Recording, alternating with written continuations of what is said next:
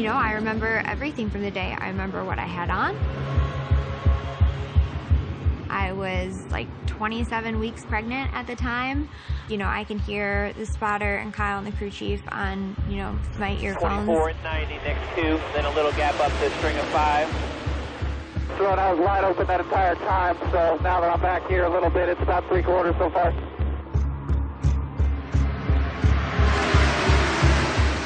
You know, you always watch preliminary races to gain some intel and information. I was watching. Back live at Daytona International Speedway, closing on the latter stages of the season opener for the NASCAR Xfinity Series. Third caution of the day. Going to be less than 15 laps to go here at Daytona when the green flag goes in the air once again. So it's coming down to the end of the race. So I'm always keeping my eye on Kyle Busch because people want to go with Kyle. They want to be in position around Kyle. All right, KB, everything looked good there. Tires are pretty much absolutely no wear. We're good to go on a fuel shirt, so it's pretty much in you and Tony's hands from here, man. All right, 10-4, thanks. 10 away. 5, 4, 3, 2. 14 laps to go as we go green again.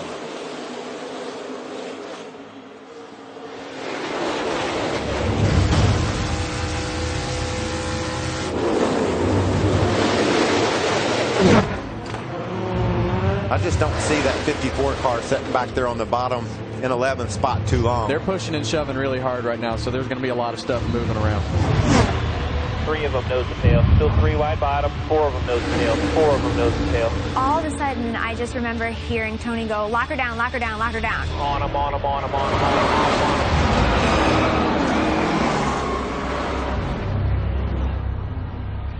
And then it was like kind of silent.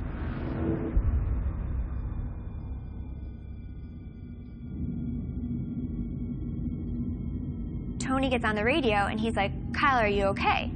You're right, KB. And there's nothing. And I just knew something's terribly wrong.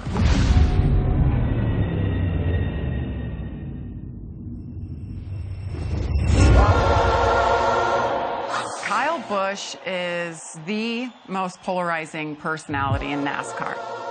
I had never seen anybody with more talent than Kyle had. Oh, and he almost saved it, and he did! Coming to the checkers over here. Wild Thing wins, yes. Kyle Busch. Since day one, Kyle had that bad boy moniker, the guy who goes out there with a smirk and a little swagger. That's the way I'd do it.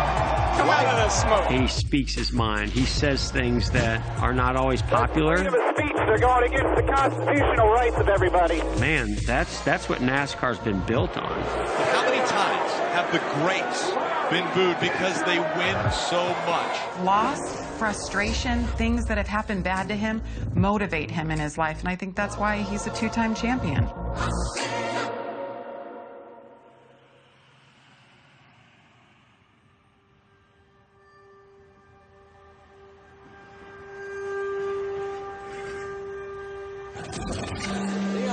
Waves the green flag for the Power Stroke Diesel 200. Glad to have you with us here on a gorgeous night at Indianapolis Raceway Park in Claremont, Indiana. I wouldn't say that we came from a plentiful background. My dad worked really hard as a Mac tool man. And then my mom, who worked for the school district in Nevada, we just were able to get by with what we could get by. This young man in the 99 is the younger brother of Kurt Busch. He is Kyle Busch, who is 16 years, 3 months, and 1 day of age. He turned 16 back on May 2nd. Man, do I feel old. My dad was a huge influence on me on wanting to be a race car driver. And I remember him racing in the limited late model division.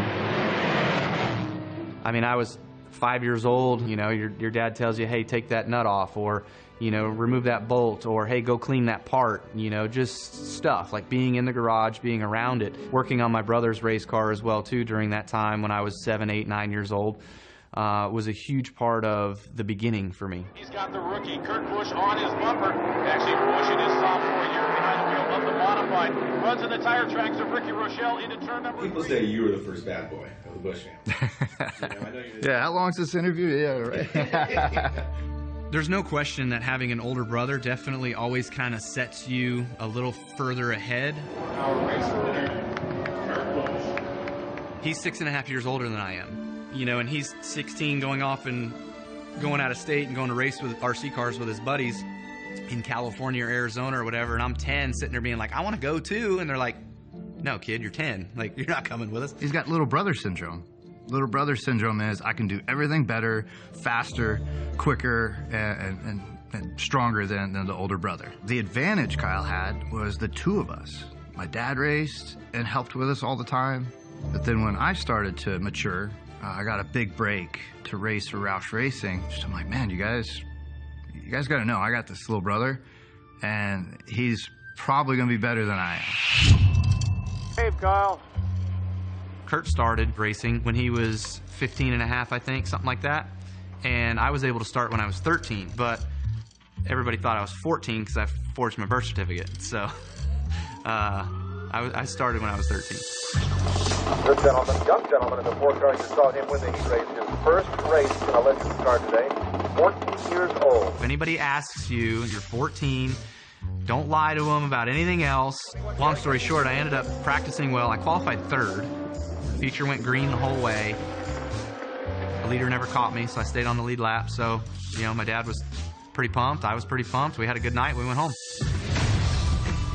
Kyle is just a 14-year-old kid is beating grown men, and I mean, they're coming from Oklahoma, Texas, and if you got enough money to travel to Vegas, you're not broke, you're not traveling with poor equipment. My first full-time season, I won the track championship for Legends cars.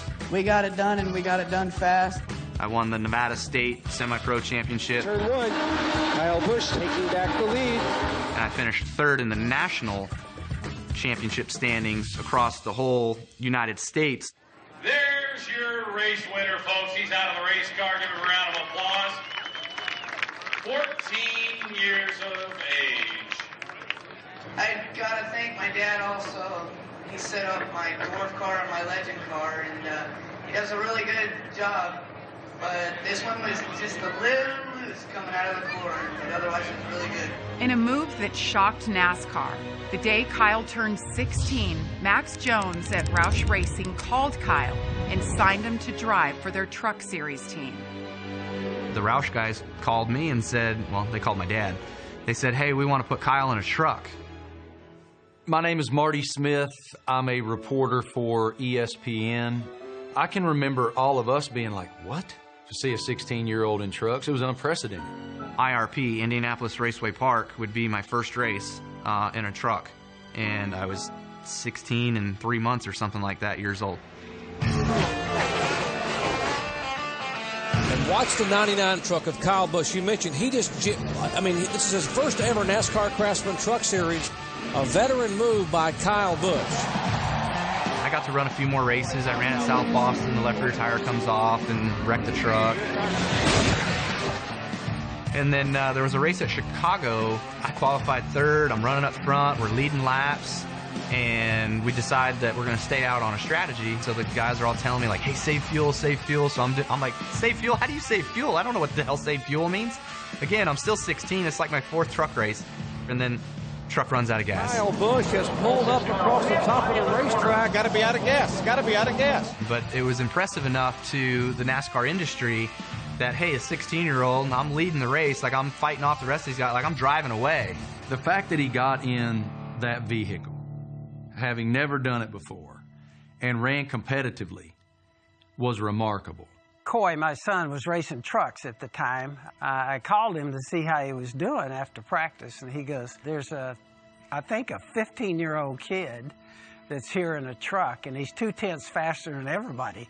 And he goes, I hope they're going to kick him out. And they eventually did. The last race of the season was in California. Now, the track sponsor was Marlboro, and when the California DA saw that a 16-year-old was participating, they forced NASCAR to not allow Kyle to drive. This situation led NASCAR officials to change the age rules across the league and not allow anyone under the age of 18 to race at the professional level. They're like, that ain't happening, so they kicked me out. So that's when NASCAR came up with their new age requirement that you had to be 18. That's a Kyle Busch rule. Yeah.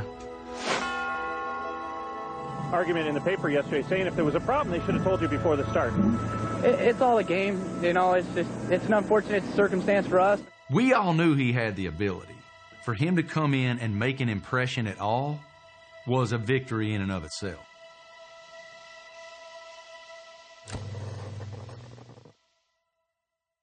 I'm Jamie Little. I'm the NASCAR on Fox pit reporter and also do some play-by-play for the ARCA Menard series.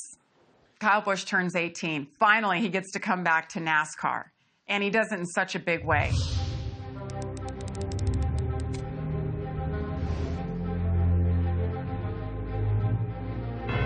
He gets out of the shadow of his brother, his older brother, who he's always been in his shadow. I mean, that was just the nature of it. And now he's starting out on his own. He is Kyle Busch. He's going to show the world what he is capable of. He has his own team, and he's going to do it his own way. My brother wasn't making very many friends at that time, so getting out of his shadow was definitely needing to happen. So Kurt gets to big-time NASCAR, and he's racing like a bat out of hell with his hair on fire. He's pissing off everybody in the garage left and right. What happens? He starts getting booed. Well, then by the time Kyle gets there, it's old hat. So my first Busch Series race that I ever ran, driver intros, I got booed. Never ran a NASCAR race, never really done anything. People really don't know who I am, but they know my name. So my name was Kyle Busch, younger brother of Kurt Busch. Kyle was going to get booed because the entire fan base equated him to his brother. Yeah, I feel like there's the positive and the negative. You know, the different connections that I opened up for him, you know, those are all the good, positive things that family do for each other behind the scenes. And then in the public eye, if he gets booed and he's sitting there going, why am I getting booed? It's like, well, yeah, it's... Now, to Kurt's defense, Kyle proved that he also was a pain in the ass, a hothead, intolerant of anything but winning. And they had an X factor that very few people get. They're so damn good, it's undeniable. How about it, Kyle? You make your debut. You're starting fifth. Not bad. You got any butterflies? Not at all. We're just going out here today. It's just another race at another racetrack with another race car. So I had never seen anybody with more talent than Kyle had. Kyle Busch to the inside for third. Boy, how do you throttle back an 18-year-old? First time he'd ever been in an Xfinity car. I remember him going 3 wide into turn 1 at Charlotte, and I'm holding my breath. Kyle Busch is going to make it 3 wide going into turn 3. Aggressive when he needed to be aggressive, and probably in the early days a little bit too aggressive, but he's a heck of a talent. My name's Rick Hendrick. I was the car owner that brought Kyle into the sport. Hendrick Motorsports in NASCAR is the standard by which everyone else is measured. They've won the most championships. They've had the greatest drivers. If you were going to say it, they're the New York Yankees of NASCAR. I mean, you're on the level of Jimmy Johnson and Jeff Gordon. When you sign that contract, it's like, everybody look out. This kid's got something. Kyle Busch to the inside. And Kyle Busch will win. Certainly, he showed what he was capable of doing in the race car very early on. 3 to go here at Kentucky. Kyle Busch is pulled up on the bumper of Greg Biffle. He dives to the inside, side by side, and he takes the lead. My son Ricky and Kyle were real close, and I look back at some of the early days, and Ricky was right there with him, and they were very tight. $10. Real easy, bud. 3 to go. With Ricky, you know, I'm 18, 19. I think Ricky was 26 or 7 at that time, so we're way closer in age. Found his niche, I guess, if you will, in picking Brian Vickers as his driver and then having me as his driver, and us younger guys, we were kind of clicking. Well, when you're 19 years old and you've just won your second NASCAR Busch Series race in only 20 starts, and you're worried about fuel, but you have enough gas to make donuts, I'd say it's a pretty good day. He's in there somewhere. Here he comes. Yeah, baby, that's the way I do it. Come out of the smoke. Life is good. Yes, sir. Right away, you realized what kind of personality he had, that he wore his heart on his sleeve, that when he won, like, he is the happiest dude in the world, and everybody's like, man, this guy is talented. But when the day didn't go right... So Kyle obviously not happy. It's not good. And there's Kyle exiting his car and being chased. And Ricky was this amazing calming voice for him. When he was unglued, hey man, we got you. We understand. This one's not on you. Kyle, how do you feel about the way you were penalized for what happened out there? I was a bit of a wild card at times. Ricky was that guy. You know, he'd come up to you after the race, put his arm around you, be like, man, let's talk about it on Monday. We'll figure it out. We're going to develop a plan, like kind of help you through them moments. Like Ricky was that guy. Kyle's not out there in NASCAR making friends with everyone. Ricky was there for him and kind of backing him like, I got you. You're good, and this is going to be a great thing for you. Oh, that was awesome. This is the best car I've ever driven in my entire life, even late models, legend cars, whatever. But, man, I just can't thank these guys enough. Lance McGrew and Ricky Hendrick, Papa Joe, Rick, you guys are at home watching. Take care of Pop. And this one's for you guys.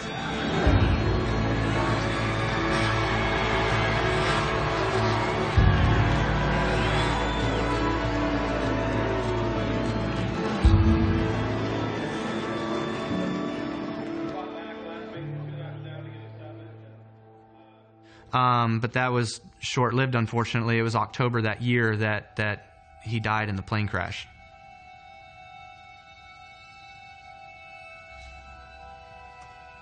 More on today's race in just a few minutes. But we begin our coverage this weekend with a tragic story that unfolded 1 week ago and the somber days that have followed. Last Sunday, a twin-engine airplane carrying 9 members of Hendrick Motorsports and its extended family, along with the helicopter pilot for Tony Stewart, crashed after aborting a landing attempt near Martinsville, Virginia. There were no survivors. It was shocking to just, for me, I think I was, what was I at that time, 18, 19 years old, to just see how fragile life is.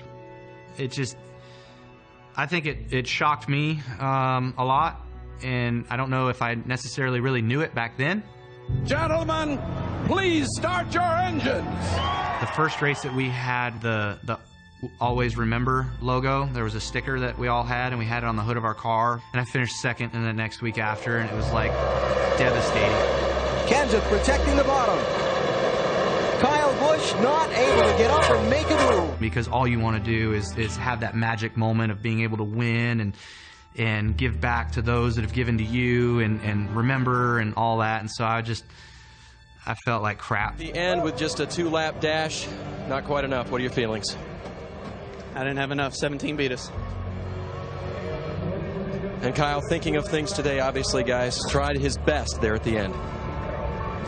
He gave it a great ride. 1 place short today. I think maybe his go-to guy here, the guy that he had the relationships with, was gone. And it was a pretty big void in my life to getting back to really thinking about what we were going to do and needed to do.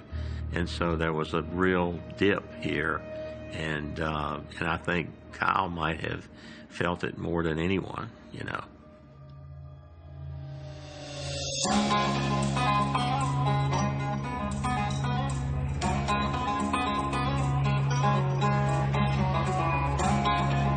When he got pushed to cut with Hendrick Motorsport, he's 19, 20 years old.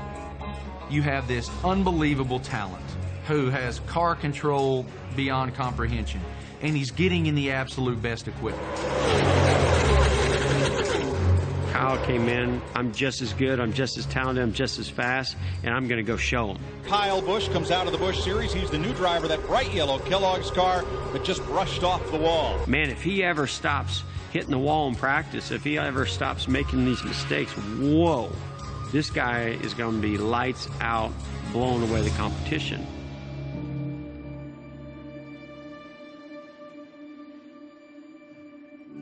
Through turns 3 and 4. Tomorrow the headlines will say Busch won at California. Here it is. But it'll be Kyle Busch. Kyle Busch wins at California. Yeah, get it, get it, get it. Most times when I'm in victory lane, like everything goes dark or goes blank and you forget everything. But when I won my first Cup Series race, in that moment I remembered Hurricane Katrina's going through Louisiana. This is my first win. I don't need this money. Like, this is so cool. I just want the trophy. What are your thoughts? It's unbelievable. You know, for how much joy we're able to share here for a first Nextel Cup win, I still want to be able to dedicate it to all those folks down in Louisiana and Mississippi. I mean, it's a terrible devastation that they've had to go through, and Next person over, I think, was Rick, and he puts his arm around me or something. I'm like, We're going to donate your share and my share of these winnings to the Red Cross for the foundation down there. Absolutely. I give away all my winnings to Hurricane Katrina Relief Fund. Hey, I'm going to give away yours now, too. He's going to give away his portion. I just called him out right there on national television, and he was like, okay, I guess, whatever, you know. So it was, came off the cuff, man. And then I got called to go on Oprah after that. Oh, yeah, everybody was cheering. They were clapping. They were like, woo! And I'm like, yeah. Had no clue who the hell I was. Not a clue. Right away, you saw Kyle was really good at focusing the attention of the media on him. Even though he got promoted to race in the top series of NASCAR, he also wanted to race the lower leagues as well. So every week he was racing Friday, Saturday, and then the Cup Series on Sunday, which meant he was getting that much more exposure, and NASCAR fans were hearing his name that much more. Kyle Busch. Kyle Busch looks high. They go through 3 and 4. Here comes Jack Sprague up high, and here comes Johnny Benson. Benson's going to slide out of 4. Sprague's going to slide out of 4, and Kyle Busch is going to win this race. Tonight, we recognize the accomplishments of the 2005 Rookie of the Year. I won my one race that I wanted to win. Kyle Busch. And then we won Rookie of the Year. So, hey, we finished 20th in points, but ain't nobody remember that fact.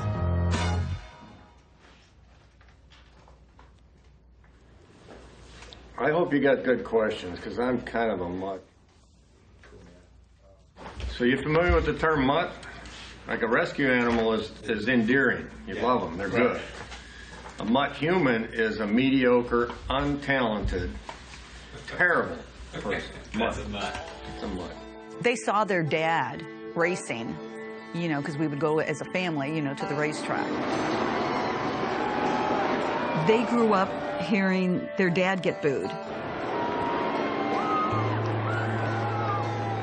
Mom, why is Dad getting booed? Because he wins too much. People don't want that. They want to see other drivers win.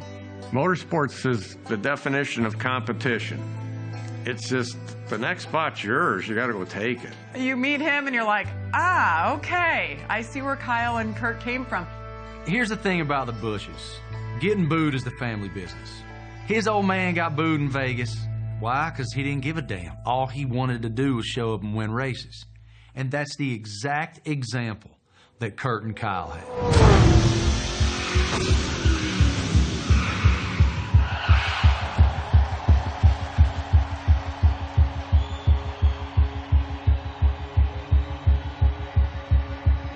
Kyle Busch spun and hit the wall a ton. Like, I remember when I crashed a few times racing in my younger days, Legends cars or late models or whatever, you know, like I'd come back in the pits, I'm in the tow truck and my dad's standing there and I'm just looking at my dad's face and he's just like, he hates torn up cars. So like, I feel like I got that built into me, so whenever I have a torn up car or whenever I wreck, it meant more to me than winning did.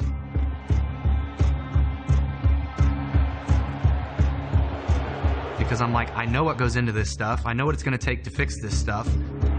Kyle Busch and his crew chief have been invited to have a discussion in the Oval Office. That's the Nextel Cup officials trailer. So I'm mad at the situation, or I'm mad at another competitor, or I'm just flat out mad at myself. Mr. Hendrick may have to join his young driver there. From the second he walked onto the scene, we knew he was a loose cannon. Because when you run second or third, and you react in a way where you're throwing your helmet into your car or, you know, disparaging your team that you're driving a piece of shit on the radio. This year's a big fucking embarrassment. God damn it, can we get our shit together? Your immediate reaction is, what an ungrateful person. He has no concept of what he has. And there wasn't that everyday voice that Ricky provided. Checking up here, checking up. Clear. Kyle Busch today, holy crap. Clear by 5, just normal. Does the 5-spotter think his driver's just an idiot? Corporate America makes the NASCAR wheel turn. Those guys behind the wheel are the face of that company to the country. So that type of behavior, it don't fly, man. And if it doesn't work, it doesn't last. Period. I'll never forget this. I'm standing next to my car. Kyle comes over to stands at the passenger side of my car, says something like, "You better watch it." Like, just like that. And then walked on. And I'm like, what is he talking about? But that's what he did. And I'm like, God, that's so weird. From that moment on, we didn't see eye to eye. Let's send it over to the podium where Dale Earnhardt Jr. is getting ready to make a much-anticipated announcement about his future. We're here today to talk at last about my contract at DEI. We decided that it's time for us to move on and seek other opportunities to drive for a new team in 2008. Dale Jr. is like Jesus to NASCAR. He's the son of the greatest driver that ever walked. He's the namesake of the greatest driver that ever walked. And as a result of that, the most popular driver that ever lived. I don't think I'm being overly dramatic when I say Dale Earnhardt Jr. leaving DEI is the second biggest story that ever happened in the sport. He was seriously considering, and Hendrick was also vetting him to come over to join Hendrick Motorsports. Well, Junior and I back in that day, we were really at each other's throats. Texas Motor Speedway in April of 2007. Dale Jr. was involved in a wreck. Kyle was also wrecked in this race, and Kyle's team went so far as to fix his car, which came as a surprise to Kyle because he had already left the track, so they didn't have a driver. When the team learned that Dale wasn't returning, they decided to put Dale in Kyle's car to finish the race. You never hear of a driver getting in another team's car. Like, that does not happen. That also started some rumors that I was going to go to Hendrick. And it would make perfect sense that you get rid of Kyle, that sometimes was a problem child, and you're going to bring in Dale Earnhardt Jr., who, by the way, is a selling genius, and any sponsor will sign up to give you a check for millions of dollars to represent Dale Earnhardt Jr. Maybe some resentment started to build there. How could it not? Growing up, I was actually a Dale Jr. fan. Like, 1998, 1999, he won back-to-back Busch Series championships. Like, I was a fan of Junior. Like, that was cool.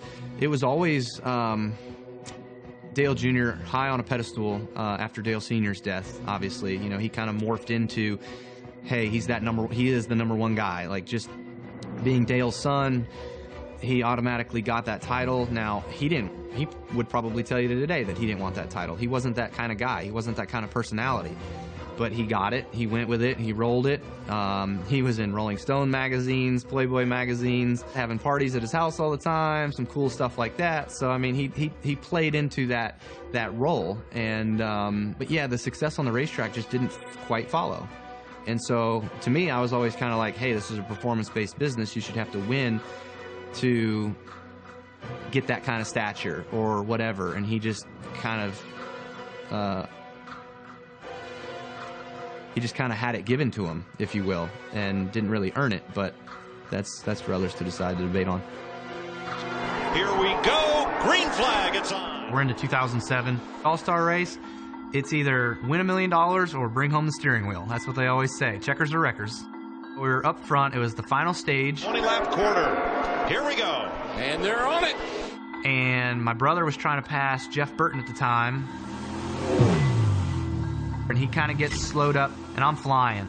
I'm coming up to behind them, and Kurt probably thinks I'm going to get in behind him and draft him and help him pass Burton. Take second spot away from Burton. Here comes his brother Kyle to the inside. The spotter says, Carlo. I'm like, who's to the inside? I'm passing this guy. And I see it. It's like the 5 car. The door of the 5 is underneath me. And I'm like, bro. There's a car width there, boy. So I jump to the inside of him. I go, bro, if you want the inside lane now, you're going to get the inside lane when we go into turn 1. We'll see how you handle it. Here comes his brother Kyle to the inside. And almost wrecked him. I told you. There he goes. I told you. You got to have air on your car to help support you getting in the corner, and he knows this. So he cut all the air off on my car and spins me out, getting into the corner.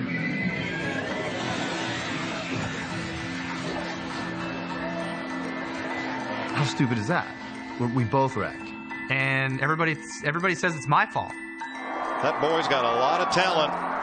If only he can harness it on a weekly basis.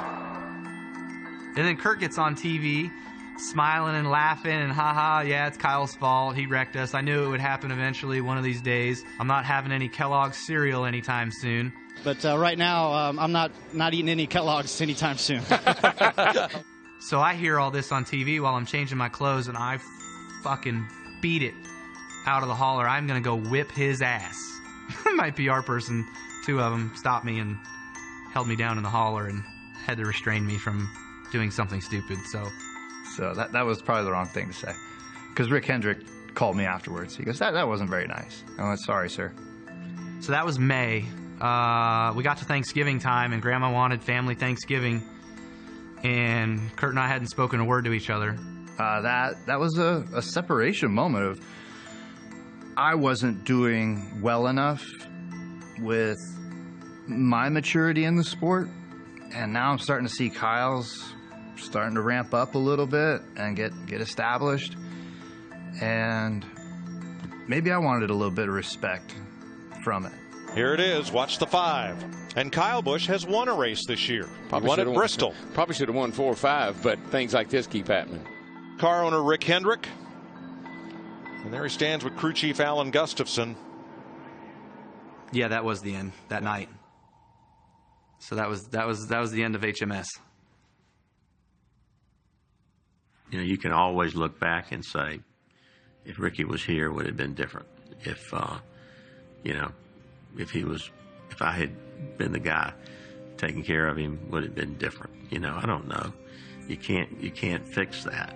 That was part of my problem in that day and age. You know, I wanted the success. I wanted it so bad that the bad moments would outshine any of the good moments. I talked to Rick.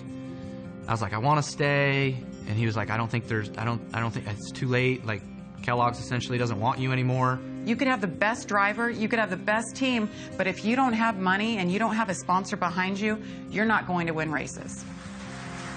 I'd like to thank everybody for being here today. It's a pretty packed crowd we got. And so today, it is with great honor to introduce my new boss for 2008, Mr. Rick Hendrick.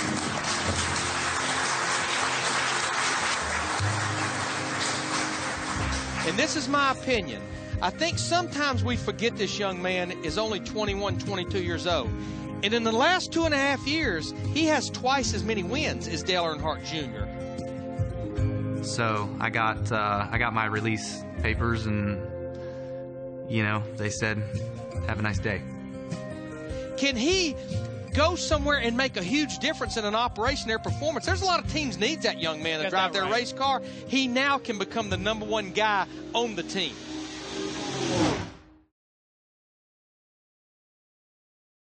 When I had my first meeting with Joe, we went to his office and we had a sit down. Joe, you know what? I've made a ton of mistakes, and I'm not proud of a lot of them. But what I really want help with is how to harness that. Joe Gibbs is among the most respected people in all of sport. He's a Hall of Fame, Super Bowl winning leader. I think all the race car drivers I've dealt with are different. They have different personalities, style on the racetrack. You take them to any racetrack and you have a chance to win. He has an uncanny ability to put people together who create excellence and historic greatness. They got the deal done where it was M&Ms and interstate batteries, and the rest is history.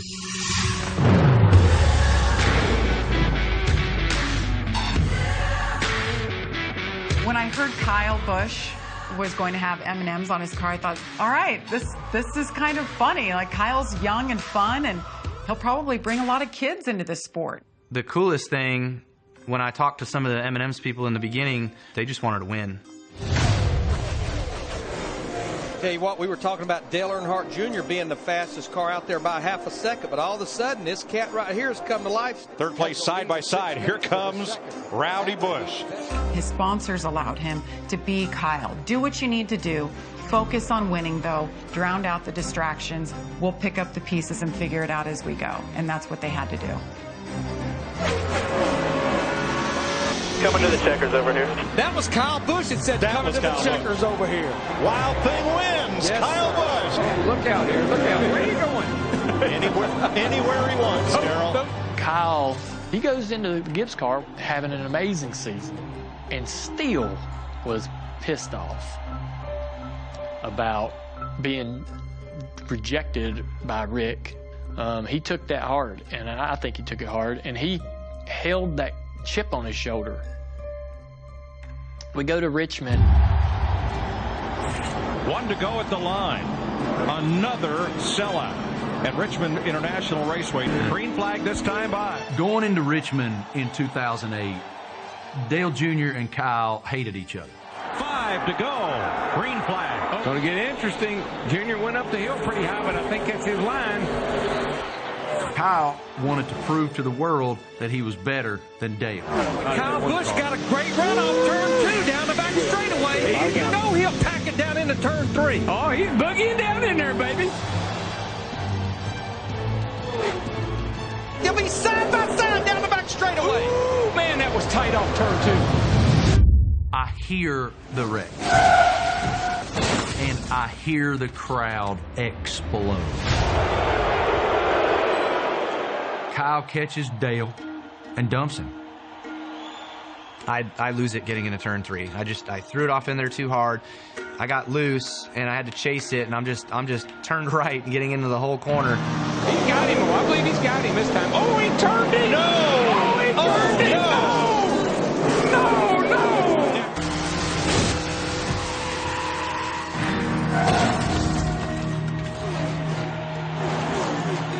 Boys, I'll just tell you something. I ain't going to go over too good right now. No, it's not. When you wreck Dale Jr., you're not making the fans in the stands mad. You're making Junior Nation mad. You know what, Darrell? I did not like what I saw. I saw the wheels on the 18 car turn to the right just ever so slight. That's like wrecking the Pope, bro. So you race people how they race you, right? I didn't care. I wasn't giving them any room, any extra room, or making sure I wasn't going to crash them. But when you don't have that respect between another guy, you don't show it. You don't give it. Was that a fair racing move, or does Kyle Busch need some extra security leaving Richmond tonight? Whether it's fair or not, he's going to need some security from all of us. I wouldn't want to be Kyle Busch right now trying to get out of Richmond, because it's going to be ugly. They're not going to forgive him for a long time to come. Getting on the golf cart and getting him over to the helipad. And there were fans waiting at the helipad. It was scary because all the fans had turned on Kyle, even if they didn't love Dale Jr., which there weren't many, and it was a dangerous situation to leave the track. The irony of that entire moment is that Dale Jr.'s daddy became an icon for doing that exact thing. Because when his peers looked in their mirror and saw Goodwrench, they went, oh shit, I'm gonna get dumped. He became a mythical figure because that's how he raced cars. So fast forward to Kyle doing it to Junior, it's exactly what Big E would have done. At that time, he embraced being that guy. He was like, I'm done trying to be the Dale Jr. of the sport and trying to say all the right things and do the right things, because that's not who I am. It proved to me that he didn't care if he had any friends. He didn't care if the fans hated him. Cale Yarborough, 1979. White flag is out. 1 lap to go. This is the last lap. So it was on CBS, live race. The whole country's in like a deep freeze. Everybody's in front of their TVs. Two of the greatest fiddling here, fidgeting with first place. Donnie Allison in first. Where will Cale make his move? He comes to the inside. Donnie Allison throws the block. Cale hits him. He slides. Donnie Allison slides. They hit again. They drive into the turn. They're hitting the wall. They're head on the wall. And this fight breaks out. And there's a fight between Cale Yarborough and Donnie Allison. The tempers overflowing. They're angry. They know they have lost. And everybody in the whole country is talking about it. Boom. People are like, what the heck is this, NASCAR? That was the coolest thing I ever saw. These guys are going 150 miles an hour, and then they're fighting. And I feel like back in the day, that was normal. You didn't have to work your stuff out. Like, you just were racing. I'm not here to be your friend. Kyle Busch is the fabric of what NASCAR was built on.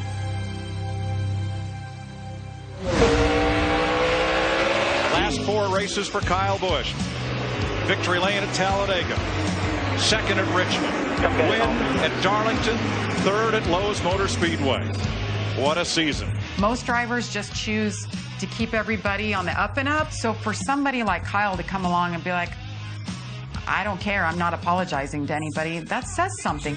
Here's what happened. You jumped out of your car and you went back and had words with him. What did you say? I basically told him that you mess with the bull, you're going to get the horns. If he wants to play those games, he's going to get hurt. Come on, let's see if they're going to fight. I want to see this. Oh, here we go. Unfortunately, you race with idiots, and, I guess you'll have that sometimes. For every amazing moment he had behind the wheel, he had a what the hell are you thinking moment when he wasn't behind the wheel. In that 2008 season, Kyle went to victory lane 21 times across the top 3 levels of NASCAR, more than his previous 3 years combined. And by standing opposite of Dale Jr., Kyle Busch might have turned a lot of fans on him, but he also turned just as many fans to Rowdy Nation.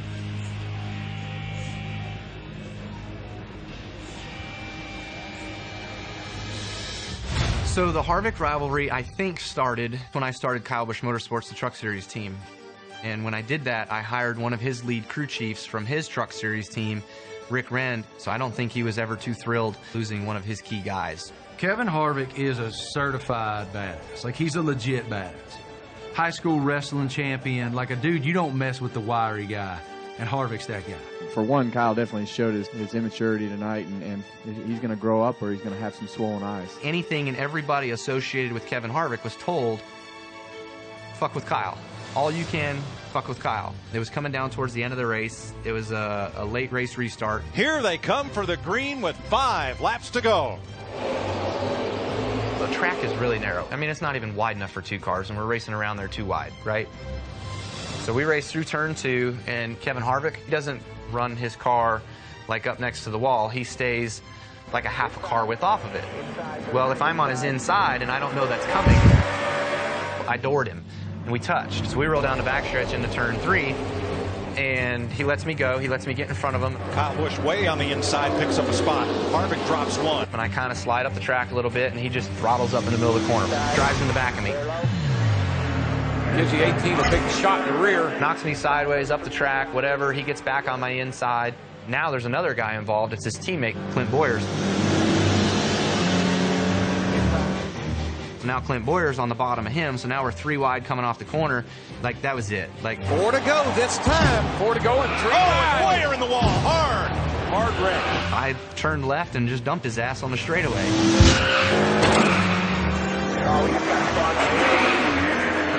Hold her straight, hold her straight, hold her straight, hold her straight. Keep going, keep going. 3 of the 4 Childress cars in trouble in the closing laps. This shit can't keep going. There has to be a stop to it somewhere or another. Clint Boyer climbs out. He is okay after a hard hit to the inside wall. 3 put us 3 wide. And then the 18 hooked me. We're going to hook to 18 some other time. He should just be ready for it. He's got a flat 2 on the left front, I hope. So Harvick's a fighter. He was a high school wrestler. So he always likes to fight. So he knows that he is good at fighting or might have more experience at fighting than everybody else. He enjoys that. So then after the race is over, we end up going around to turns 4 where the pit entry is. And Harvick and Busch. He's after him.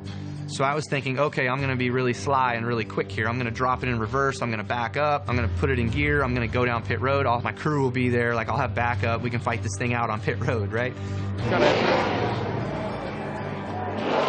happen too good. Well, I blow out reverse. Okay, you're going to. So I'm like, ah, shit. Okay. So I put it back in gear and I turn out and I go around. The winner's doing his burnout over there on the front straightaway, and we're doing this hokey motion on the turn 4. But anyway, I think Harvick beat me into pit road. So he was in front of me. So as I turned in, I got behind him and I'm just cruising behind him. I'm like, okay, what's going to happen here? And Harvick looking in his mirror.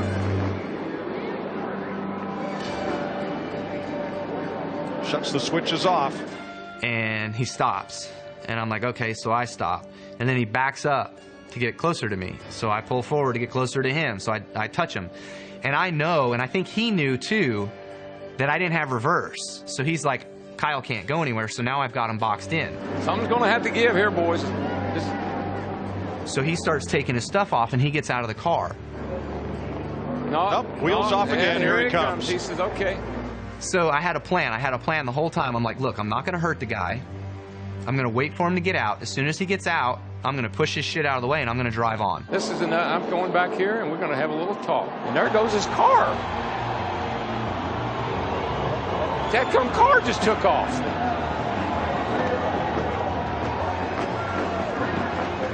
He slapped me, whatever, on the helmet as I drove away. And by then, I got down to the end of pit road, and he was walking, and we had our teams, so there was no fight action, but we were called to the NASCAR trailer after that. Kyle, understand now you're being asked to go to the NASCAR trailer. Is that correct? Yeah, no big deal. That's fine.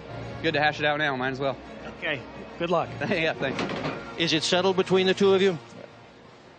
You saw the end. I don't know if we saw the end. I think we saw another chapter. I think we saw some continuation. Yeah. Because you start getting into this place, and I see a lot of drivers do it, and things just keep coming at them. And all you start doing is focusing on the negative, and it affects your ability on the racetrack. I would get annoyed when some of the media would go, oh, Kyle's just passionate. Oh, Kyle just hates to lose. I'm like, you can't enable this guy. I felt like that he deserved the criticism because it was like to not criticize him would be to enable him to keep that going. And it was hard to watch, some of it. Some of it was frustrating to watch. The 18, too fast. They said we sped to keep from going a lap down.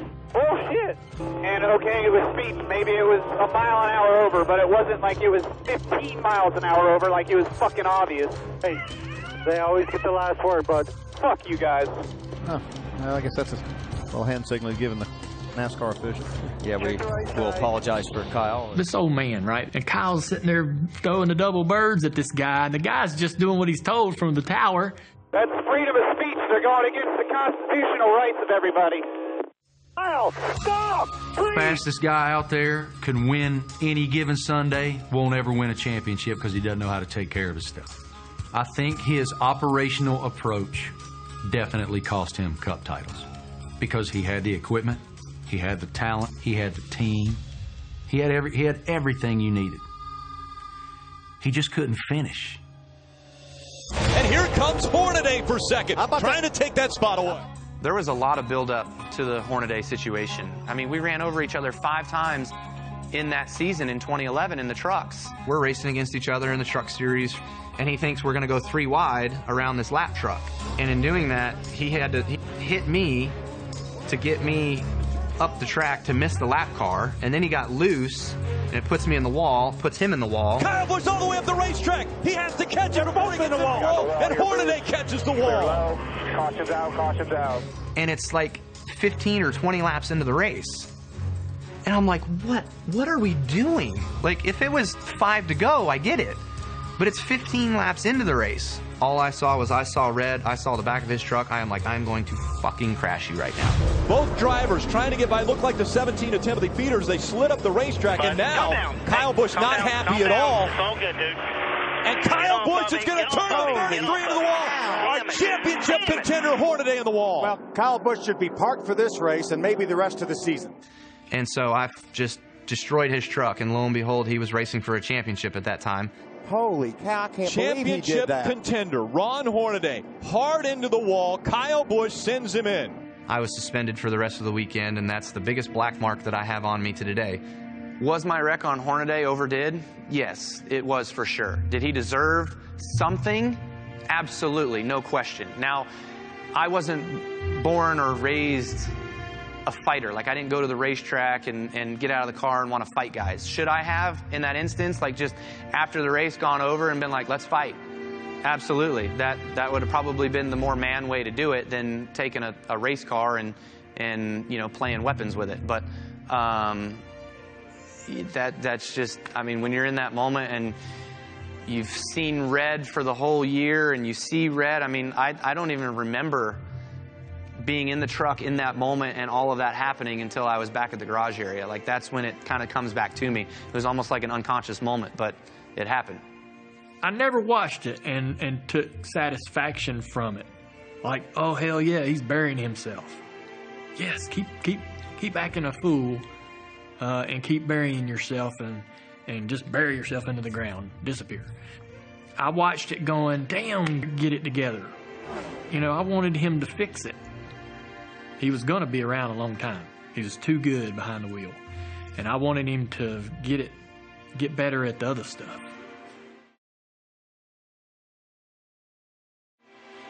Up until this point in Kyle's career, he has proven without a doubt he's one of the best drivers on the racetrack week in and week out. 2013, Kyle Busch is just 27 years old, and he becomes the winningest driver ever in the NASCAR Xfinity Series. But despite all the wins and record-breaking, Kyle still had not won a Cup Series championship.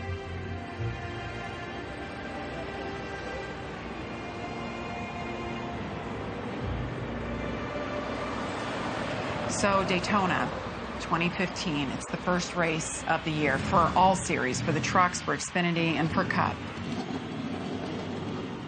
For Kyle, he wants to run the Xfinity Series for multiple reasons, and I'm sure one was just, you know, to knock off the rust and be ready for Sunday. Put it in the air and let's get down to business at Daytona.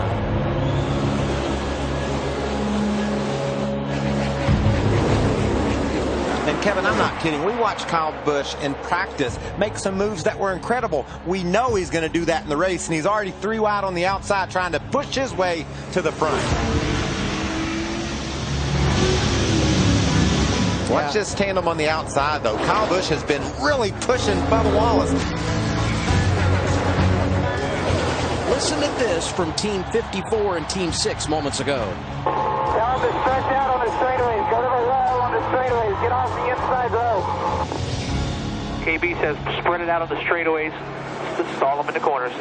You can see he's doing it now. Bubba's separated from the inside line, and look at the run they're making. Darrell really trusts Kyle pushing him, and Kyle trusts pushing him because they've worked together so much. And don't forget this about Kyle Busch. He started outside the top 30. Right now, he's third, Vince. You know, I remember everything from the day. I remember what I had on. I was like 27 weeks pregnant at the time. You know, I can hear the spotter and Kyle and the crew chief on, you know, my earphones. 24 and 90 next 2, then a little gap up to string of 5. Front, I was wide open that entire time, so now that I'm back here a little bit, it's about 3/4 so far. I think there was like 14 laps to go, and you hear it ramping up, and you know, like, okay, now it's race time. 20's going to be closing to you with help from the 9. Now he hung. All right, 10-4. I just don't see that 54 car sitting back there on the bottom in 11th spot too long. So it's coming down to the end of the race, so I'm always keeping my eye on Kyle Busch because people want to go with Kyle. They want to be in position around Kyle. 3 of them nose to tail. Still 3 wide bottom. All of a sudden, I just remember hearing Tony go, lock her down, lock her down, lock her down. And I just knew something's terribly wrong.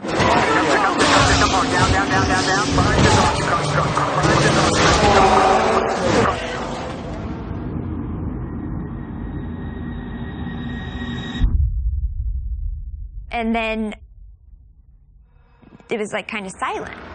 A horrific crash for Kyle Busch, who slid through the infield grass and went head on into the inside wall. And then Tony gets on the radio and he's like, Kyle, are you okay? You're right, KB. And there's nothing. You could hear a pin drop. We see drivers hit walls all the time, but the way that he hit, the speed in which he hit, and the angle, you were just praying for the best at that point.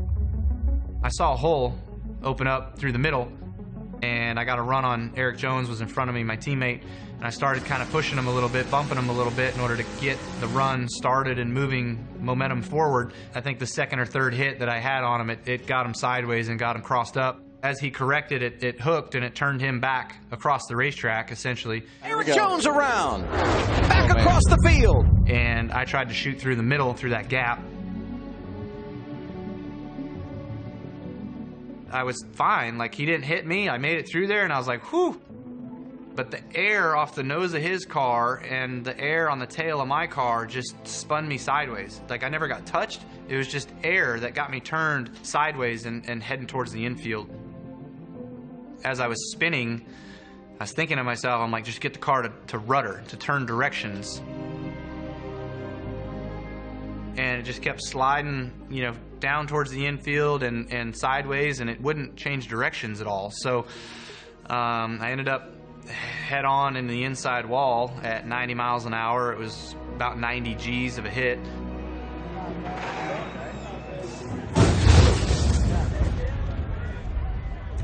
But when I hit, the impact pushed the motor 16 inches, 18 inches backwards towards me, basically like compressed in the seatbelt. My chest hit the steering wheel, my chin hit the steering wheel. As the motor came back and hit the gas pedal and pushed it back towards me, in that quickness of that abrupt hit, snapped my leg instantly. A little bit of fire outside the cowl area of the car, and I'm like, oh shit, fire, I gotta get out. And then I felt my leg like just flopping there, and I'm like, bones sticking out and blood everywhere. So I'm like, oh shit, this is gonna be bad. And he is climbing from that car, and that is an unbelievable sight. So I just had to pull myself up. Wow. I mean, he hit that wall head on. It looked like he never even slowed down. Oh, she probably does not know that he's getting out of the car. And this camera guy, because I'm crying, and he stops me, and I just remember turning around, and he's like, he's out of the car. But that is a great sign, and you saw her say thank you, and perhaps one of our cameramen sharing the news with her. We're watching it just like everybody else is on TV, and you just knew when that car went in, it was, wow. I'm pretty good automotive physicist by crashing stuff myself or fixing stuff that's been crashed. That was just, you could tell.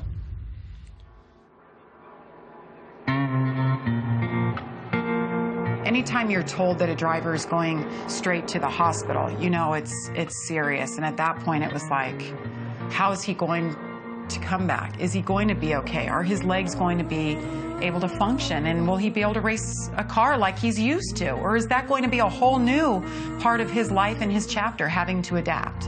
You can run on for a long time, run on for a long time, run on for a long time. Sooner or later, gotta cut you down. Sooner or later, gotta cut you down. When you realize that somebody's human that you think is not human, when they're so good at what they do, he's hard to beat, he's rough and tumble, he's easy to hate.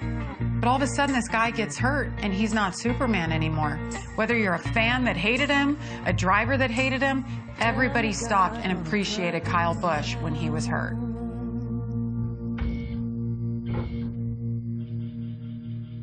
So my injury to my right leg was a double compound fracture, and then my left foot, mid-foot break, one of the hardest ones to repair. And so they called a doctor who was a specialist with a rod in my leg, 6 screws, 2 plates in my left foot. I didn't really realize how bad his legs were hurt and his foot. You know, I think all athletes, if they suffer a major injury like that, you're not sure how they're going to deal with it. A lot of athletes that ruined their career. Everybody was pretty much saying the year was shot. Like, I might as well just stay the whole year out, right? But I told Joe, I was like, I'll be back ready by the All-Star race in May 16th. I'm like, I'm gonna be back ready by May 16th. If I could be back by the All-Star race and racing again, then I figured, okay, I'm actually gonna be able to be there for my son's birth. His birthday was scheduled for, Samantha's due date was scheduled for May 22nd. And the doctor was like, that's 11 weeks, that's not gonna happen. You know, he was like, this might just be an off year for you, and we'll get you healthy, and then, you know, you could be back. And he was like, no, I'll be back for the All-Star race.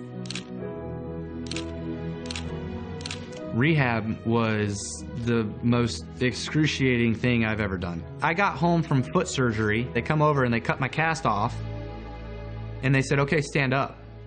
And I was like, wait, what? He took every rehab assignment literally as a goal every day. I couldn't do that yesterday. I struggled with it. By the time you come back in 2 days, that's not only gonna be able to be done, I'm gonna do it well so I can do the next thing. Sometimes I would tell him, I'm like, I'm ready for this, and I'm ready for this, and I feel fine, and I'm ready for that. And he was trying to hold me back some of those times because he's been there, done that.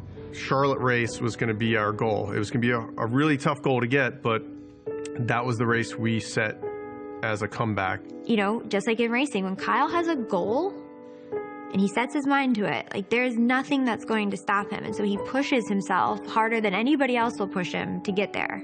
Hello, everybody. Thanks for coming out today. It's been a while since Kyle's had the opportunity to get in front of all of you, and especially the opportunity just to share his thoughts. Thank you to all my family and friends. And in a situation like mine, you really get to know who your friends are. And from all the texts, the phone calls, the messages, and the visits from people who care, that really means a lot to both Samantha and I. The response from the fans has been the most amazing thing. I think it's just been crazy. I think that was really good for him because, I mean, all people, right? So if you get 100 comments on Instagram and 99 are good, what's the one you're going to remember? That one person. Just that outpouring of love from his fans, the other competitors, like that was really cool to see. Everybody thought I was rushing to come back. Joe Gibbs thought I was rushing to come back. When he came back to racing, I thought he had a chance, but I thought it was a long shot. It's a lot to win one of these races, and if you're not totally healthy, it really becomes a lot. Just the level that he was pushing himself physically made me really uncomfortable because it seemed like his timeline and the timeline that a normal person would think it would take to come back were two different things. So right away, when Kyle said he was going to make a return in May already, what is he going to be racing for? So right away, NASCAR announced that there was going to be a waiver granted, because normally you have to start in every single race of the season to be considered for a championship. For me, I remember thinking, okay, well, they've got to grant him a waiver just to say, like, you're not racing for nothing. So we thought, okay, well, he's getting the waiver. Let's see what happens.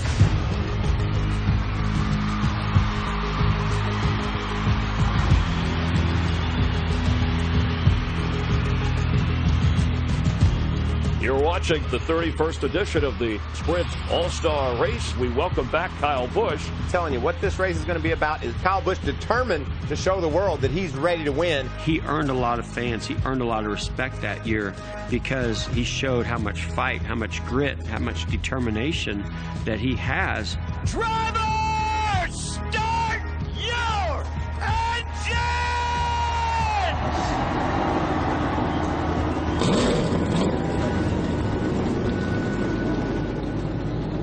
Yeah, buddy, what is your comfort level in the car, Kyle? How are you feeling out there? Just a matter of trying to feel out what the seat's all about. We'll just fight through that and get ready for the long haul next week.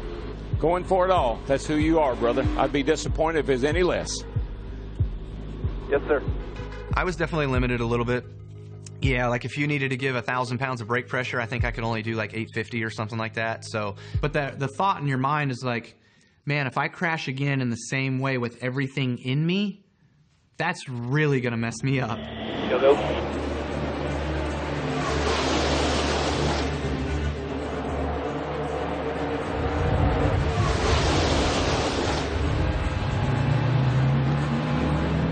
How's our man Kyle doing back here? He's Started hard in the work. back. Started 19th, up to 17th, going for 16th against teammate Matt Kenseth. Remember, these are the first laps that Kyle Busch has run in this Sprint Cup car this year. How you holding up in there? Oh, yeah. Real good. Solid top 10 night. And yeah, that was Saturday night, and Monday we had a baby. TMI, I pushed for like 3 hours to try to get my child. You know, he did not want to come out, and he stood on his 2 feet for 3 hours with me, you know, because I was like horribly sick, and so I would be like throwing up, and he was there like with a bucket, giving me oxygen, and I was like, I can't believe you're standing. Like, and I think to myself, like, thank God you push yourself so hard, because I don't know if I would have been able to do this, you know, without you.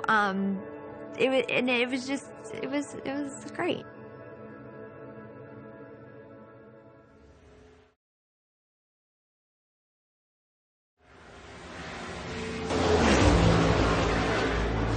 Following week is our year's longest race, the Coca-Cola 600. It's 400 laps at the same track.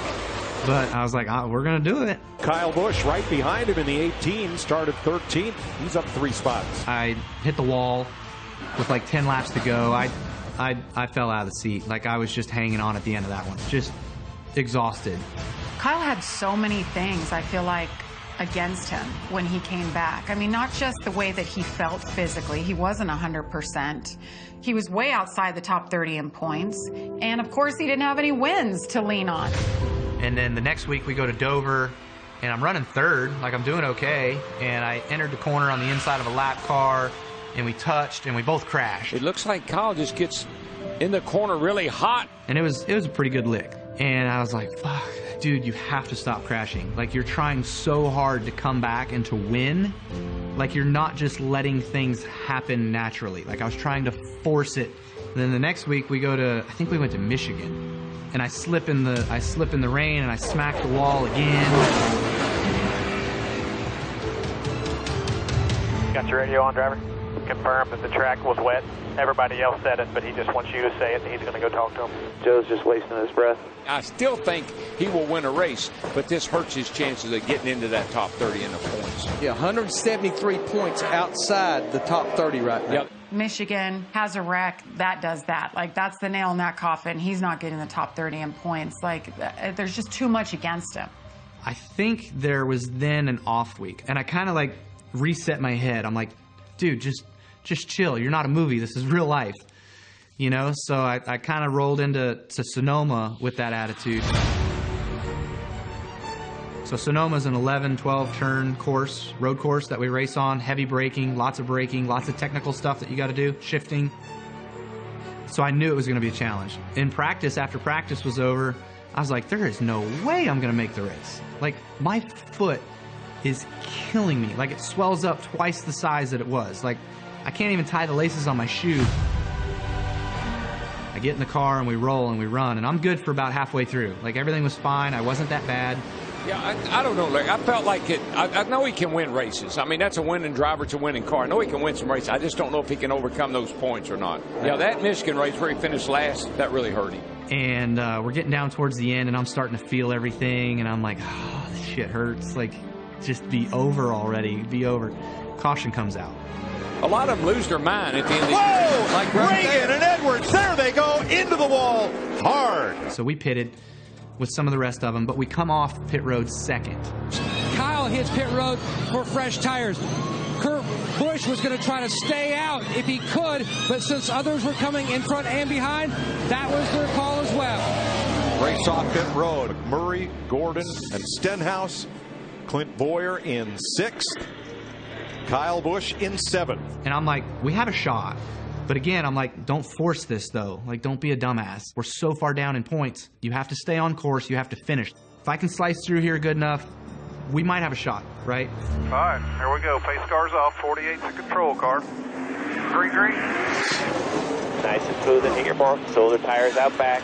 5-7. Can't go anywhere. You got a roadblock here. So whoa, 3 wide, Boyer. Exactly what I was telling you. There's one out of the way. I start cutting my way through a couple guys. First couple guys were easy. Up and over the hill at 3A. They're off in the dirt. They're 3, 4 wide. Look at this. You can't make it down here, boys. Something's got to give. Kyle Busch to the inside of Stenhouse. Nice work. Plenty of room out the back. Hit your mark. Kyle Busch in that 18, he needs to put Jamie McMurray in that one away in a hurry, and you can see he's doing everything he can, probably by the time we get to turn 4. A lot of smoke from Kyle Larson, and Kyle Busch up to 2nd. 6 to go, bud. So the first place guy is Jimmy Johnson, who Jimmy's one of the best, 7-time champion. He's the GOAT, right? Don't forget my brother is back there, who's one of the best road course racers on the circuit. He's got fresh tires along with me, and he was running 3rd when the caution flew. Kyle Busch is all over the rear bumper of Jimmy Johnson in that 48. I run him down and I catch him, and I'm like, I have to dispose of him fast. Like, I can't waste one turn because I know Kurt's coming. And here's where need to win overcomes wants to win right there. Kyle Busch to the lead. That's one of the best, most significant passes Kyle Busch has made probably in his career. Hit your marks, nice and smooth, inch by inch.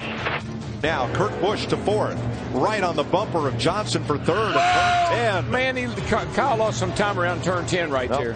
He's letting it all hang out because here comes Big Brother.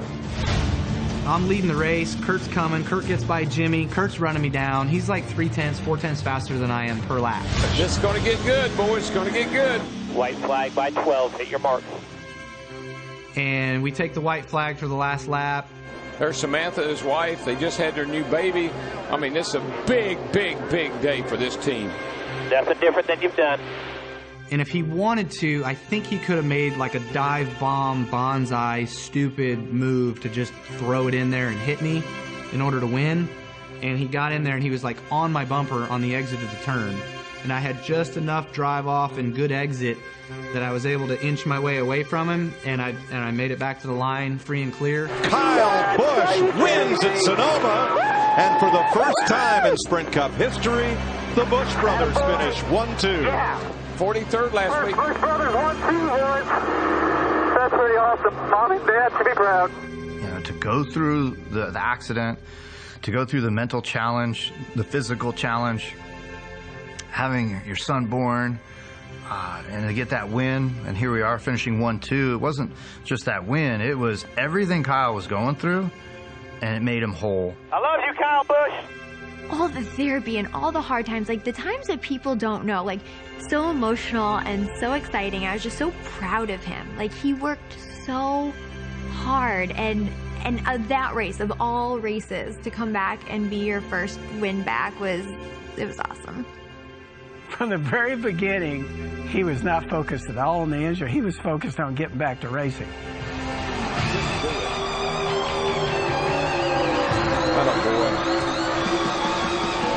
On a Saturday in February, Kyle Busch was head-on into an unprotected concrete wall at over 100 miles an hour. Spent a month in the hospital, a couple of months in rehab, returned to the racetrack in mid-May, and now returns to victory lane. He just put a period on that. The whole last run of the race, those last 8 laps, I never felt my foot, not one time. I was just able to focus on the race and the car and everything I needed to do to win. And we did.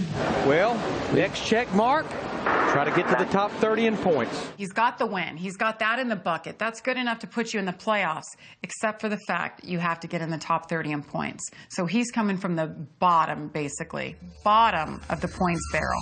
Kentucky Speedway as the green flag back in the air. 43 laps to go for Kentucky. Kyle Busch has already done it. Kyle Busch moves up to second, chasing after Joey Logano down the backstretch. Under 0.3 of a second, separating the top two. Kyle's licking his chops right now. This is what he wants to see. The gap is closed now. He's on the back bumper. Here comes Kyle Busch. A little bit of contact there between the 22 and 18. Here comes Kyle Busch to the bottom of the track for the lead. Kyle Busch, is he going to clear him? He does. He takes the top spot away from Joey Logano. Kyle Busch is going to win in Kentucky. It was so Kyle, right? You say I can't do it? Watch me. Kyle Busch will win at New Hampshire. How many times have the greats been booed because they win so much? Fans on either side. Kyle Busch is going to add his name to the illustrious list of Brickyard 400 winners. Well, we roll off these 3 wins, and now we're like right on the brink of 30th. So now the mindset is like, okay, don't screw this up. all back. 7 seconds. 7 seconds. Give it all back. 5.7 seconds was the gap. He said, give it all back. He doesn't want him going any faster. By the way, 2 laps of racing to go for Kyle Busch if he can make it. So we're at Pocono. We're running good. We're running strong. We're up front all day, and it's going to be close on fuel mileage. And we come around the track, and we take the white flag. And 1 lap to go. The white flag in the out. I think 18's out. And he's very slow. Going down the front straightaway, and it stumbles getting into turn 1, and I'm like, oh no. He has 15 seconds. He can push the clutch in, coast when he can. But, Jeff, I don't see it accelerating off the corner. I think he's completely out of fuel. He's out. He's shaking it, trying to get gas. The guy behind him, Matt Kenseth, could steal it. Stay on the track. Stay on the track. 16 seconds. Yeah, stay on the track. You can't use the access road. You have to stay on the racetrack. If you use the access road, you shortcut the corner. But here comes Matt Kenseth, the yellow car coming up behind him. Kenseth takes the lead away. Kyle Busch will not make it back to the start-finish line. He will not make it. That was a bummer day for sure. We were going to win the thing for 1, but for 2, that was also going to put us in the top 30 in points, I think. So that was going to be an opportunity for us to be eligible for playoff. No, was I in before I ran out? You might have been, yes. Yeah, we would be celebrating a win and a chase berth, you know, but we got greedy. I don't know how greedy, but, you know, that's the position we're in. Watkins Glen, we were able to finally make it top 30 and be playoff eligible. You are now among the top 30 in the standings. Yeah, we knew we would be. It was just a matter of time. And we're in the top 30 in points. Like, don't go out there and don't go crashing any more of these races. Like, keep clicking off finishes, and that's what we did. Look at the run he has here. Kyle Busch powers by the 11 of Denny Hamlin. Bumping and banging continuing here at Darlington. Kyle Busch takes third away from Brad Keselowski. Kyle Busch moving toward the front. So I think during that time, I actually jumped from like last, lowest in the totem pole, way down at the bottom, the last guy to get in, and boom, I jumped all the way to the top.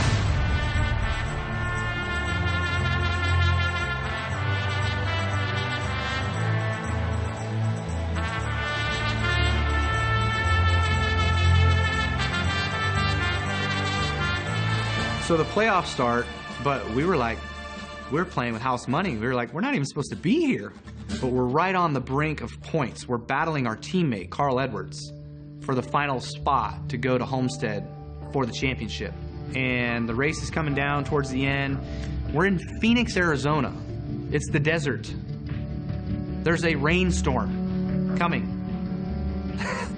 So lo and behold, I think we finished 5th and Carl finished 7th.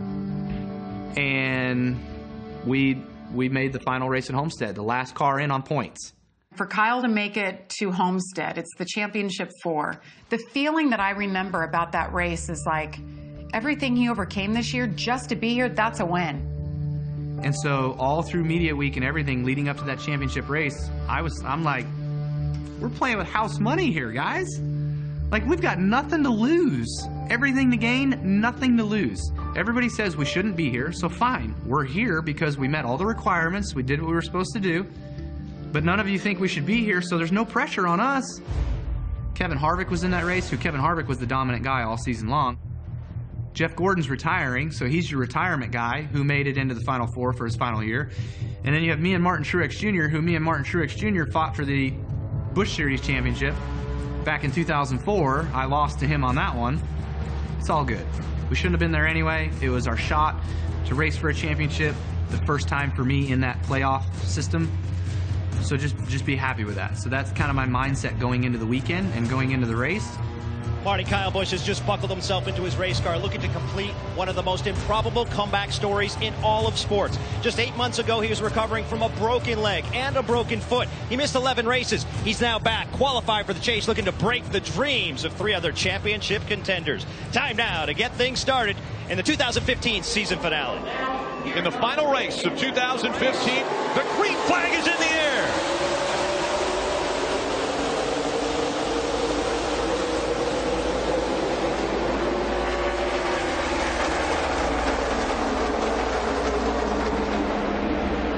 Joey Logano with a great start, jumps out in front of Denny Hamlin. At Homestead, you never push until it comes to nighttime. There's no reason to race in the day. You're just making it to nighttime. You're just bypassing the time.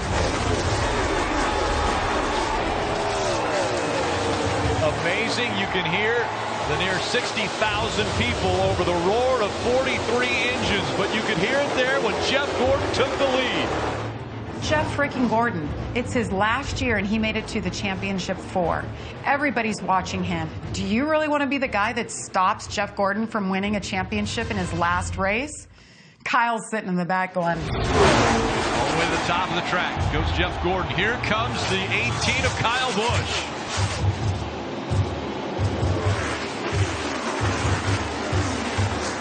Fight for second is on. Kyle Busch has the advantage. Will move right up in front of the 24. And it was coming into nighttime, but it was me and Kevin Harvick running 1 and 2. And our car's coming to life, and we're getting faster, and we're getting better to Kevin, because Kevin was gone. He was like in a league of his own during the daytime. I think there was a strategy call that Adam played where we came to pit early, and then they stayed out a little bit longer, and we jumped in. Really quick, he's away. Kyle Busch came to pit road in front of Kevin Harvick. That gave him an opportunity to take away that spot on the track. Quick work by the 18 team on pit road, and great work by Kyle Busch on and off pit road allowed him to stay in front of the 4. And you would think that him having fresher tires, he would kind of run me down and catch me. He never did.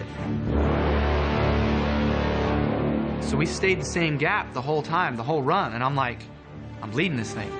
The gap between the two, 5 seconds. And I had already told myself before the race started, like all through history and in the final race, like there's this weird caution that flies. Kyle Busch was sitting in a hospital bed, wondering whether or not he'd ever be able to compete for this championship this year. Now, trying to complete the improbable comeback story. He ran wing sprints, and now the caution will come out. Debris on the racetrack brings the caution out with 11 laps to go. That was the piece of metal. Lo and behold, 12 to go. Caution comes out. I knew it was coming. It didn't mind fuck me at all, so I was good that I was prepared for it, mentally prepared for it and everything. So we come down the pit road. I'm like, guys, just give me a great pit stop. Lead lap cars making their way onto pit road, Dave. Just give me a good pit stop. Just give me a pit stop. Just give me anything. Wedge adjustment on the left side for Kyle Busch. A very important pit stop here. 4 tire change. He's away. So my guys clicked off a great stop. Brad Keselowski left first. Now I'm starting to think like, okay, what lane's he going to choose for the restart? Well, he's going to choose the outside. The outside's always the lane that every leader chooses on the restart. Why would he not choose the outside? He chooses the inside. And we saw earlier the outside line was prevailing on restarts, and yet Brad Keselowski chooses the inside line for potentially this last restart. I'm blown away. I'm baffled. I'm like, wait, what just happened? So with Brad choosing the bottom lane for the restart, it gave me the outside the front row. Well, Kevin's fourth, so Kevin restarts behind me. So I'm like, okay, whatever restart I get, Kevin's gonna get. Doesn't matter if I botch this restart and spin my tires or whatever, he can't pass me until we get to the start-finish line. Kyle Busch might be the best driver of the 43 that are on the track on restarts. All right, this is good. I can roll with this. We come up to the restart zone. I prep my tires. Everything's good. We're ready to roll. Into the restart zone. Green flag back in the air. Brad fires off, and he spins his tires. And I knew he was going to spin his tires, so I had already mentally thought, like, okay, just get rolling a little bit. You know, don't rush it. I launched, and I got a gap on Kevin. So I'm like, I don't even have to look in my mirror and block where Kevin's going, because I have a run. I'm stretching already. So we get through 1 and 2, and I'm side by side with Brad, and I just held it wide open. I was like, it's either going to stick or it ain't. So I just held it wide open around the outside of Brad, and we get to the back stretch. Kyle Busch out front. I look in my mirror, and I got Brad in between me. He was on old tires. Kevin's got to deal with him. And I'm like, how many laps to go? Shit, there's still 8 laps to go? I'm just like, so don't screw it up, right? To the bottom of the racetrack they go.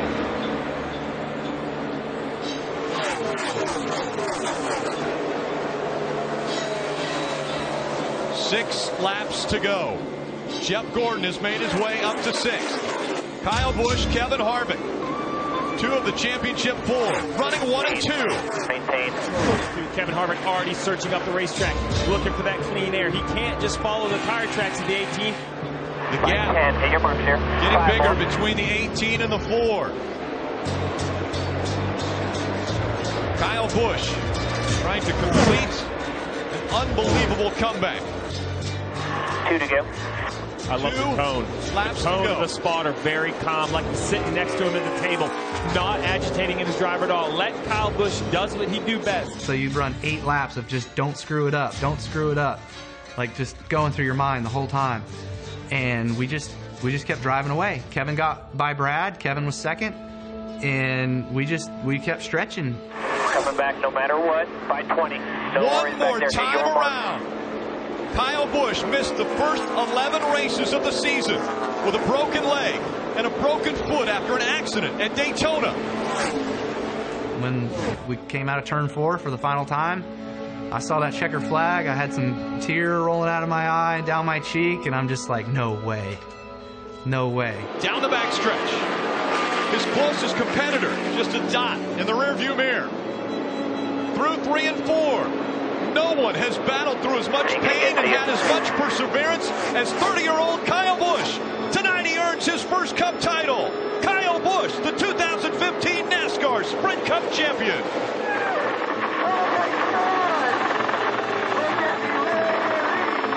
Kyle Busch, never seen anything like it. Thank you so much. Thanks, team. Great job. No one ever questioned the talent that Kyle Busch had. They questioned if he could do what it took to win the championship. He has grown as a driver.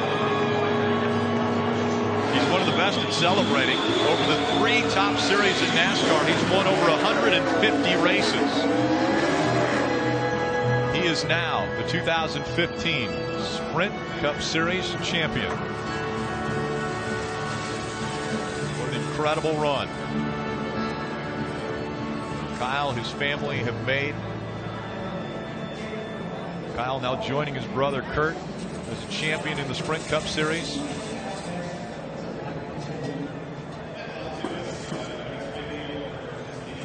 You can see him say thank you.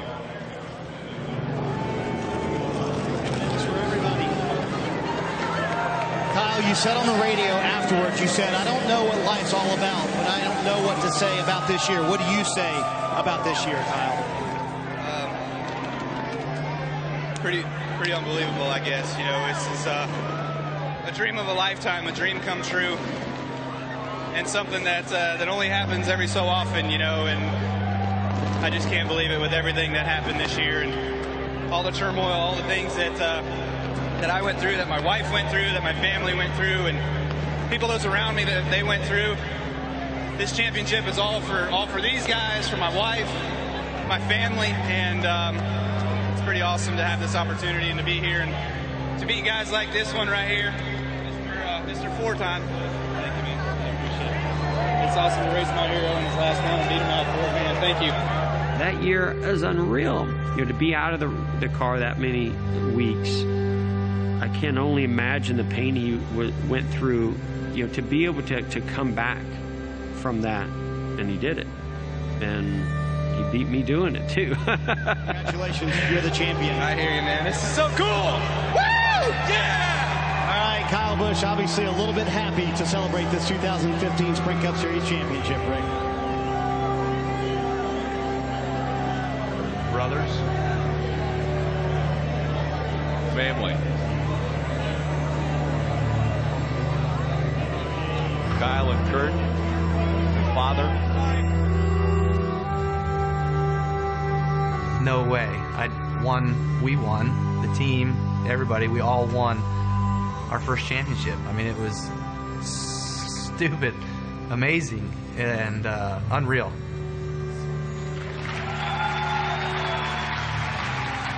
I guess we've all probably heard that old saying, break a leg, which means good luck in showbiz. Works just as good in racing. So Kyle wins his championship. It's like, oh my gosh, this is the craziest comeback story. Like, everybody's talking about it. And then that kind of wears off. And then all of a sudden, the questions start coming. Was it fair? If he ran all those races, would he still be in the same situation? Everybody's talking about him being champion, but he missed 11 races. Traditionalists hated it, especially traditionalists who hate the playoff format anyway. It's funny, the championship, I don't know if it quieted anybody or if it brought on more, because everybody always puts an asterisk next to the 2015 championship. Because I missed 11 races, they go, that's not a full-time championship. It's human nature to wonder. I didn't win it the way that every other guy has, so can I win it? Am I legit?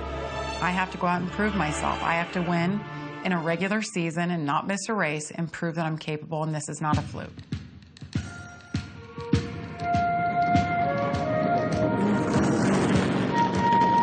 I have a lot of friends in country music, a lot of buddies who are artists. They always say, it's really damn easy to write the first record. It's really damn hard to write the next one.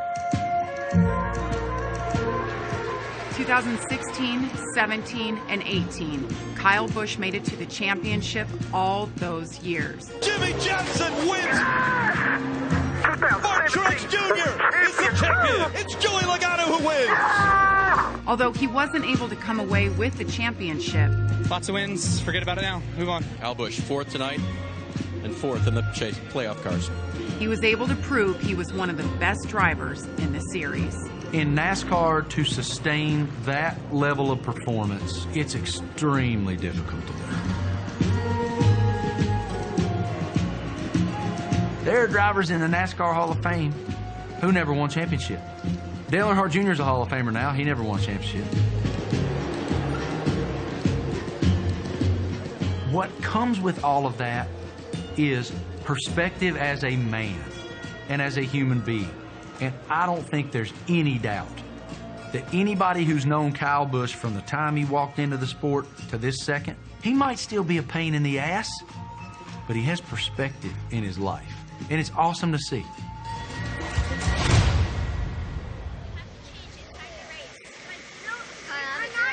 Huh? I have a joke. What? What did the fish say when he hit the wall? Ouch. Nope. What? Damn. What was your joke of the day? What did the fish say when he hit the wall? What? Damn. That's pretty funny. I think from the first time we met Kyle Busch when he came on to the NASCAR stage to today, he's changed in some ways, and that he's matured, I think, off the track. He's become more aware of who he is as a human and that there's more to life than just racing. He's embraced being a dad, being a husband, being a business owner. You start 4th and Wyatt starts 3rd, so he'll be on the inside of you. So when you guys hammer down and go on the start, you got to go super, super hard, and you got to try to follow Wyatt because Wyatt's going to go up, okay? So it's going to be a tough heat race, okay? You got your work cut out for you, but you're fast. You have to stay in the gas, okay? You got to be brave. You only have 8 laps, so you don't have time to sit behind somebody and ride.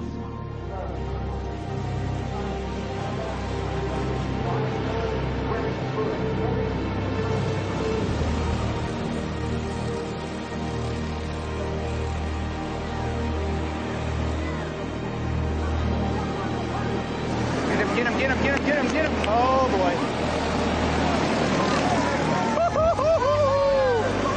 Hell yeah. That's what I'm talking about. Hey. Yeah. I mean, that was an awesome move. He did really, really good. 3 wide. Coming off the backstretch there, a couple guys in front of him got crossed up, got side by side, and he made a bold move to the inside, 3 wide, stuffed it in the turn, and washed him out, made the move to finish second. So, I mean, you finish second in the heat, the better you finish in the heat, the better you start in the main. So that was awesome. That was the most aggression we've seen out of him, so excited for that. How did you do that? Tell me. You took him, buddy. You were a beast.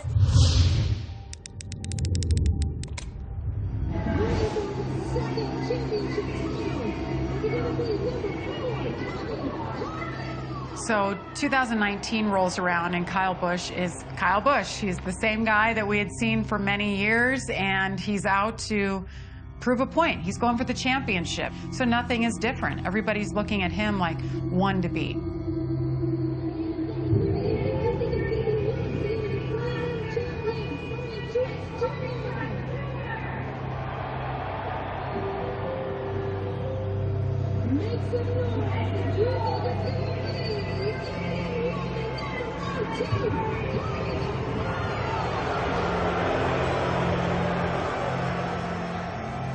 Brexton will watch Kyle race, and Brexton will see him in his fire suit, and it's like his, you know, superhero came to life. And even though it's his dad, and he knows that, like, he's starting to be that age where he realizes, like, how good his dad is, and he's proud of it. One more time around. And Kyle Busch, you see him, even as wide as the camera shot got there, nobody around him. What a performance he has put on this evening. 119 laps have been led. Kyle Busch, he's the winningest driver of the decade, and now he is joining elite company. Kyle Busch is going to win his second Monster Energy NASCAR Cup Series championship. Awesome, Lord. Awesome year. Thank you, boys. Old two-timer out there. Proud of you, buddy. Way to stick with it. Great job, guys. He's in elite company. Now only the 16th different driver to have multiple championships in the 70-plus years. All I know is I call him and congratulate him when he wins championships. And I consider him a good friend. And I'm sure he wants to beat the guys here just like he wants to beat everybody. I think you can beat friends and competitors, and I think that's what we are. He just was rude, mean, snarky butthole. Part of that is just in his DNA.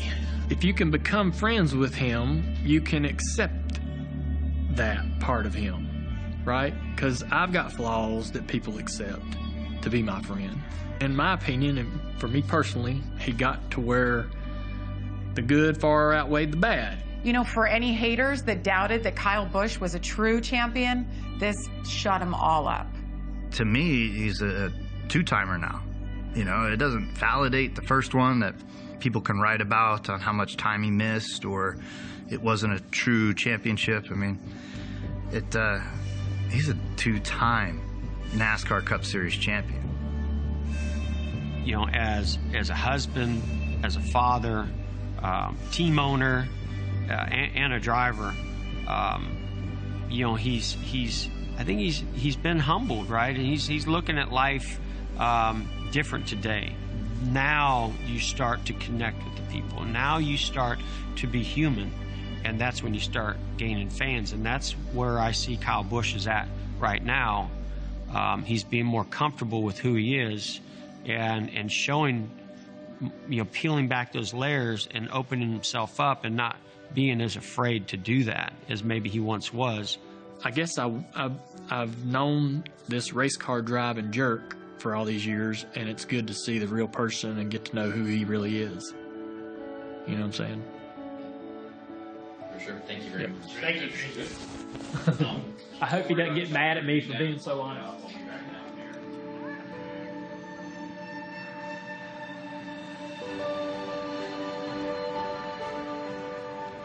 I think you always have regrets in things that you do in life, whatever. You're always going to have situations where you're like, man, I could have done that differently, or I shouldn't have done that, right? But, you know, life isn't always, you know, puppies, kittens, and baby seals and rainbows, right? I mean, you're going to go through the dumpster sometimes. And when you're drugged through the dumpster, that's when you reshape, you know, the character in which you are.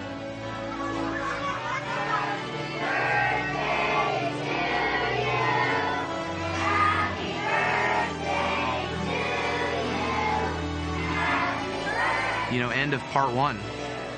You know, like, to me, there's going to be more. There has to be more. The story's not over because I'm not over. You know what I mean?